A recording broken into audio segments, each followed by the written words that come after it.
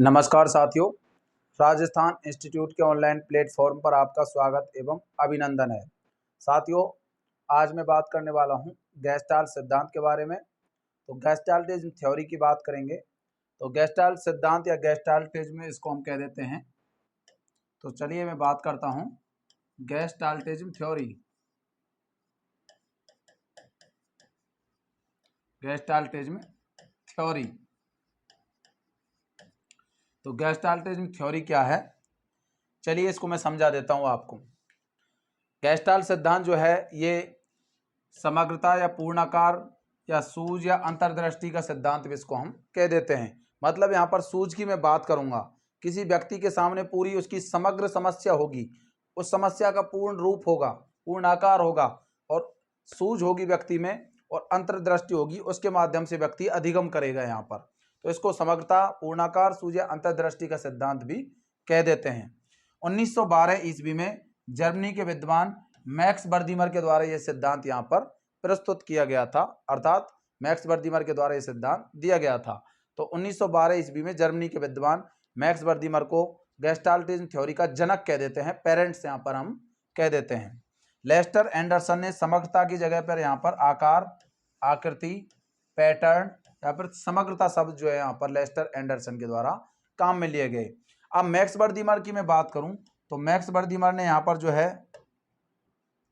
Max बर्दीमर ने Thorndike का जो सिद्धांत था, प्रयास और त्रुटि का सिद्धांत, उसको गलत बताया। मैक्स बर्दीमर ने कहा कि प्रयास और त्रुटि के आधार पर व्यक्ति नहीं सीखता है, बल्कि प्रयास और त्रुटि की जगह सूझ या अंतर्दृष्टि के आधार पर व्यक्ति जो है अधिगम करता है या किसी चीज को सीखता है। अब इसको मैं प्रयोग के माध्यम से आपको समझा देता हूं। देखिए, उससे पहले मैं आपको कुछ पॉइंट्स हैं यहाँ पर वो याद करा देता हूं। ये आपके एग्जाम के लिए यहाँ पर बहुत ही ज्यादा यहाँ पर इंपॉर्टेंट है। देखिए, गेस्टाल्टवाद के जनक कौन है? मैक्स बर्दीमर को कहा जाता है गेस्टाल्टवाद का जनक। गेस्टाल्टवाद के प्रयोगकर्ता कौन है? वोल्फगैंग कोहलर को कहा जाता है। गेस्टाल्टवाद का प्रयोग किसने किया? कोहली। कोहली से याद रखना कोहलर, क्योंकि प्रयोग कोहली करता है क्रिकेट खेलने से पहले, तो उसी ट्रिक के आधार पर याद रख सकते हैं। गेस्टाल्टवाद के प्रयोगकर्ता कौन है? कोहलर। प्रस्तुतकर्ता कुर्तकॉफ का मतलब आपको सुबह सुबह जब आप जागते हो तो आपके लिए आपके मम्मी पापा या फिर आपकी वाइफ जो है आपके लिए कॉफी प्रस्तुत करती होगी, अर्थात उसके आधार पर आप याद रख सकते हैं प्रस्तुतकर्ता कौन? कॉफ का। समर्थनकर्ता जो है कुर्ट लेविन। तो यहाँ पर गेस्टाल्टवाद के समर्थनकर्ता कौन है? कुर्ट लेविन कहलाते हैं, कुर्ट लेविन को कहा जाता है। तो ये टर्म्स आपको याद रखनी है। गेस्टाल्टवाद के जनक कौन? मैक्स बर्दीमर। प्रयोगकर्ता वोल्फगैंग कोहलर। प्रस्तुतकर्ता कुर्तकॉफ का और समर्थनकर्ता कुर्ट लेविन को यहाँ पर कहा जाता है। अब चलिए, है क्या ये गेस्टाल्टवाद? इस सिद्धांत के प्रयोग में आपको बता देता हूँ। कैनेरी द्वीप पर सुल्तान नामक वनमानुष पर यहाँ पर प्रयोग किया गया था मैक्स बर्दीमर के द्वारा।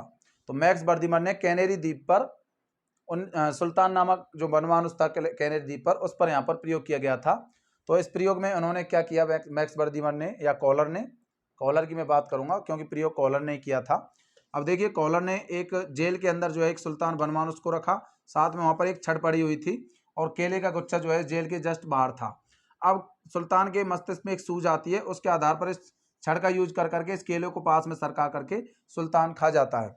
दोबारा क्या करता है कॉलर? सुल्तान को इस जेल के अंदर रखता है और दो छड़ी यहाँ पर डाल देता है।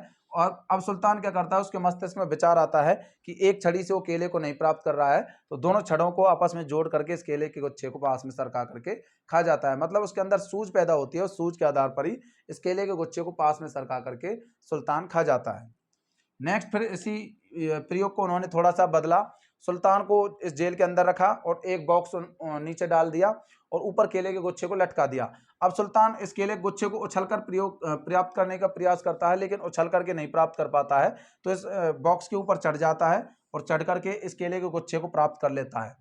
मतलब सूझ के आधार पर वो इस बॉक्स के ऊपर चढ़ा और केले के गुच्छे को प्राप्त कर लिया। फिर क्या किया इन्होंने? एक बॉक्स के अलावा दूसरा बॉक्स और पटक दिया और केले के गुच्छे को थोड़ा ऊंचाई पर बांध दिया।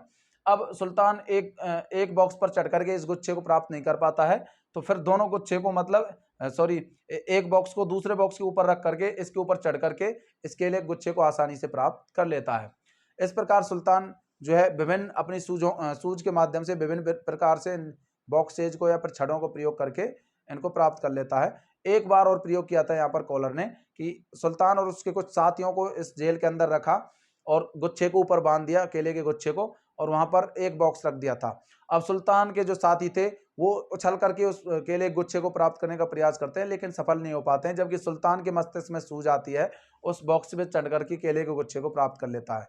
इस सिद्धांत के आधार पर अब हम क्या समझे, ये समझे कि जो प्राणी होते हैं उनके मस्तिष्क में सूझ होती है, जबकि जो पशु होते हैं उनके मस्तिष्क में सूझ नहीं होती है। तो ये सिद्धांत जो है आपको महत्वपूर्ण जो है बातें यहाँ पर बता देता है। अब इस सिद्धांत की मैं कुछ उपयोगिताओं की बात करूंगा, उससे पहले आप इसका जो है स्क्रीनशॉट जो है ले सकते हो। तो चलिए अब मैं आपको कुछ जो है इसके यूजेज लिख देता हूँ सिद्धांत के, जो कि आपके एग्जाम में पूछे जा सकते हैं और इस सिद्धांत से रिलेटेड जो है वो महत्वपूर्ण है। उससे पहले मैं आपको एक एग्जाम्पल और दे देता हूं यहाँ पर। देखिए अब एक एग्जाम्पल के माध्यम से और आपको यहाँ पर समझा देता हूं। देखिए क्या किया यहाँ पर कॉलर ने एक व्यक्ति पर प्रयोग किया। यहाँ पर एक व्यक्ति बैठा था और पास में यहाँ पर सामने जो है लोयन था। अब व्यक्ति क्या करता है, इस लोयन को देखता है, पास में एक पेड़ भी था। अब इस व्यक्ति को देख करके शेर जो है व्यक्ति की तरफ दौड़ता है और व्यक्ति शेर की तरफ देखता है।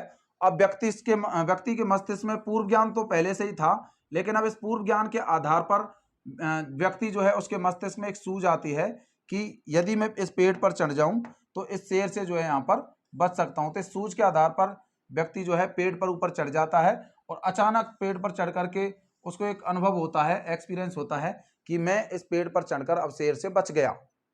अब इस अनुभव को जो है बार बार दोहराता है तो वो ये उसके व्यवहार में परिवर्तित हो जाता है, अर्थात स्थायी हो जाता है, अर्थात यहाँ पर जो है अधिगम हो जाता है। व्यवहार में परिवर्तन का मतलब अधिगम।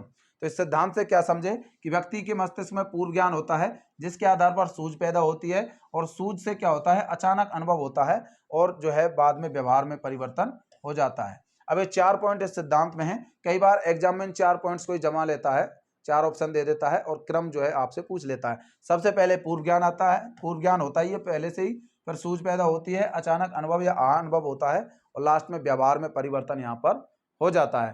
तो यहाँ इस प्रकार जो है ये गेस्टाल्ट सिद्धांत यहाँ पर काम करता है। आप इसका स्क्रीनशॉट यहाँ पर ले सकते हो।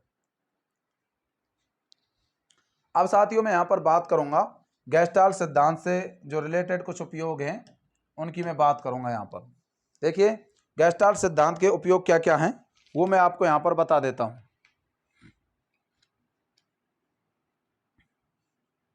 उससे पहले मैं बता देता हूँ गेस्टाल्ट विचारधारा का थोड़ा यहाँ पर विकास भी आपको समझा देता हूँ, विकास कैसे हुआ था। गेस्टाल्टवाद का विकास यहाँ पर G.W. आलपोर्ट ने यहाँ पर प्रयोग किया था, G.W. आलपोर्ट ने। अब G.W. आलपोर्ट का क्या प्रयोग है वो मैं बता देता हूँ। G.W. आलपोर्ट ने जो है एक नर्सरी स्कूल के 44 बालकों पर प्रयोग किया था।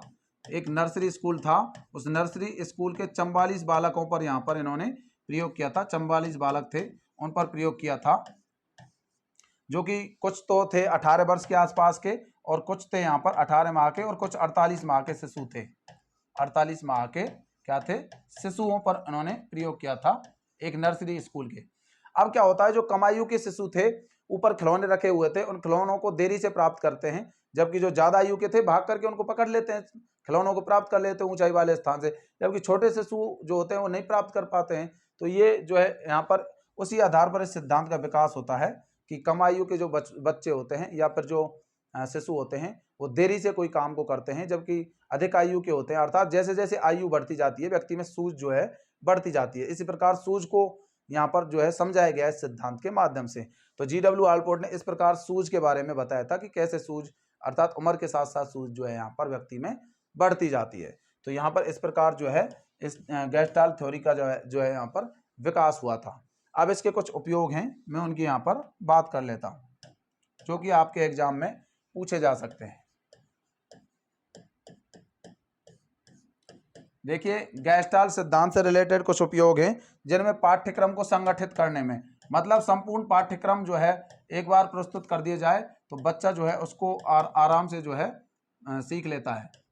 पाठ्यक्रम को संगठित करने में गेस्टाल्ट सिद्धांत का प्रयोग यहाँ पर करते हैं। दूसरा यहाँ पर प्रयोग है, दूसरी मैं बात करता हूँ यहाँ पर शिक्षण में पूर्ण से अंश की ओर, पूर्ण से अंश की ओर शिक्षण की ये बात करता है, पूर्ण से अंश की ओर।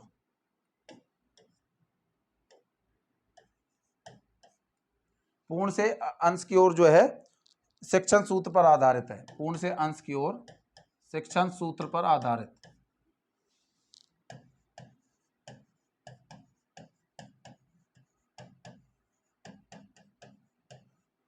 पूर्ण से अंश की ओर शिक्षण सूत्र जो है उस पर यह सिद्धांत जो है आधारित है। अगला है समस्या समाधान के क्षेत्र में भी यह सिद्धांत उपयोगी है, समस्या समाधान के क्षेत्र में उपयोगी।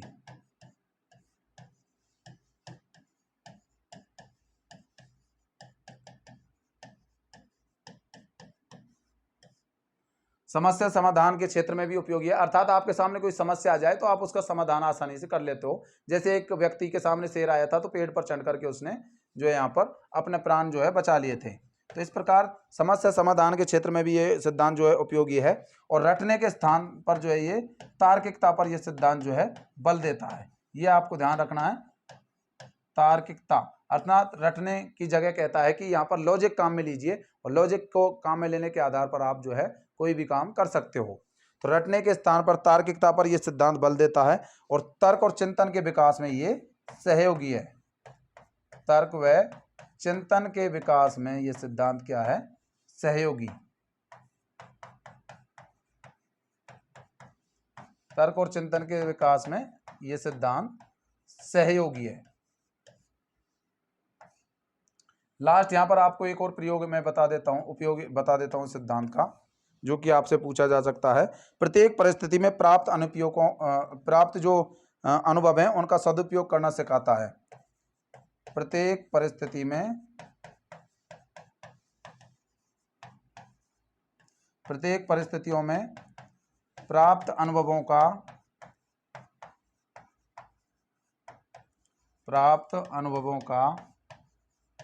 सदुपयोग करना सिखाता है, का सदुपयोग करना सिखाता है।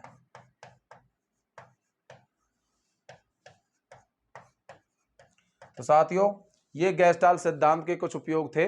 पाठ्यक्रम को संगठित करने में इस सिद्धांत जो है महत्वपूर्ण भूमिका निभाता है। शिक्षण पूर्ण से अंश की ओर, समस्या समाधान के क्षेत्र में उपयोगी, रटने के स्थान पर तार्किकता पर बल, तर्क और चिंतन के विकास में सहयोगी, प्रत्येक परिस्थिति में प्राप्त जो अनुभव होते हैं उनका ये सदुपयोग, अच्छे तरीके से उपयोग इनका किस प्रकार हम करें, वो जो है बातें ये सिद्धांत हमको सिखाता है। तो साथियों गेस्टाल्ट सिद्धांत आपको समझ में आ गया होगा। आप इस सिद्धांत को बार बार पढ़ें क्योंकि इसमें से क्वेश्चन आपको देखने को मिल सकता है। सभी परीक्षाओं में एक क्वेश्चन जो है इस एग्जाम से पूछा जा सकता है। तो आपकी वैकेंसी जून जुलाई के आसपास आ जाएगी, तो आप लगातार तैयारी करें। एग्जाम आपका 2024 में ही होगा, ये कन्फर्म है।